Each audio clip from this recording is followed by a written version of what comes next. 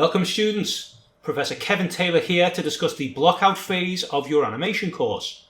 Everyone should be well versed on the different approaches to world and character development from CAGD 117 and 345. I wanted to highlight some of these points again to ensure that they are fresh in your mind and available for application here to advance your animation characterizations. As you move into the selection of your script, consider what script will offer the most interesting choices for animation opportunities. You're looking for something where characters feel and elicit emotions.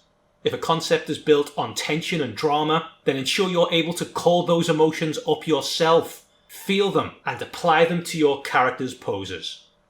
While your individual scenes will have specific emotional considerations, as part of a larger team, you must consider where these emotions sit within the animation, and the character's emotional progression throughout the script. This is especially significant where scenes connect in sequence. As a team, develop an emotional chart to understand the flow of emotions in your script. Ideally do this for each character, from calm to heated, to tense to relieved, over the duration of the animation. Also consider the key scenes where these emotions will transition, and the speed with which this will occur. The more you know about the emotions you're trying to achieve, and the journey the character is on, the better you can embody these within your work. But do all individuals possess the same emotional range? Absolutely not.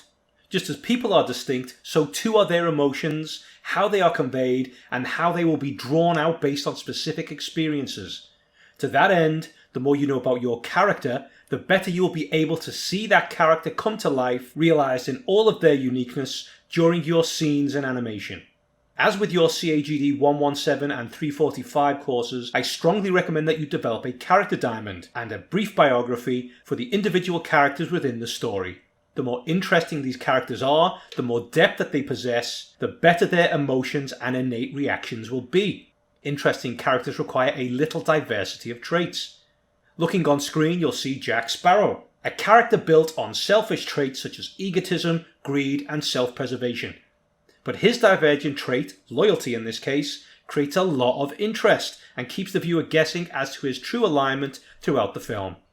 This fish mutant, however, is idealistic, kind, and naive. A bit of a dull pushover with a divergent trait of determination, allowing her to struggle through in spite of her essential purity. Here we have a screenshot from a game developed by a small indie studio. Within it you create characters, usually people you know, give them traits and force them to get jobs, have babies, or sometimes drown by removing the ladder from an indoor pool. In this way the user can create really fun experiences with bizarre characters. So it's not too hard to create a character and give them some personality with selected traits. When creating characters, it is a common urge to create an idealistic one, a perfect character. As discussed, characters with imperfections or weaknesses of character are by far more interesting and actually a little bit more relatable.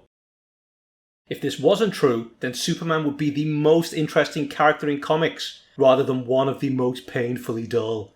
And dull makes for dire inspiration for motion, so dig deep and construct an interesting character defined by 4 core traits with a supporting background. This should be done in discussion with your team and through an analysis of the script and storyboards. Use your imagination and birth something wondrous.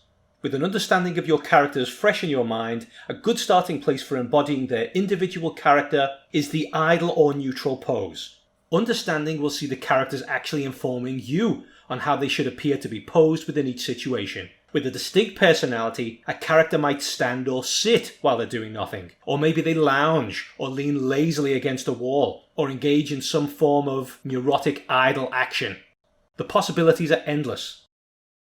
Consider creating your idle pose and saving this as the default start for your different scenes.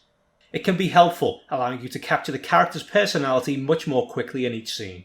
For example, if I assess that a character's personality would make him very shy or unassured, his idle position might look something like this on the left. Or if he's a more straightforward, impatient individual, perhaps that on the right.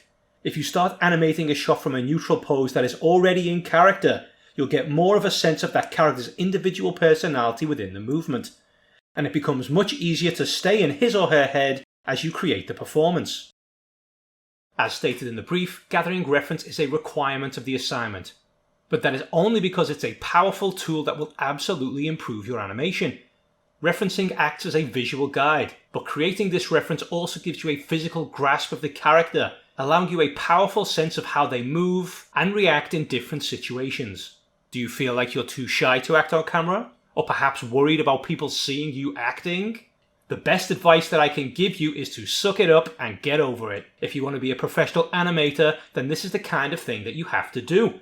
With my station at Rebellion next to an animator on Call of Duty, it was not uncommon to see him moving around the studio in character before jumping back on his PC to see his physical crawling across the floor translated to digital animation. If you're still worried, consider how the only thing that matters at this stage is your grade and your portfolio. This will absolutely help both.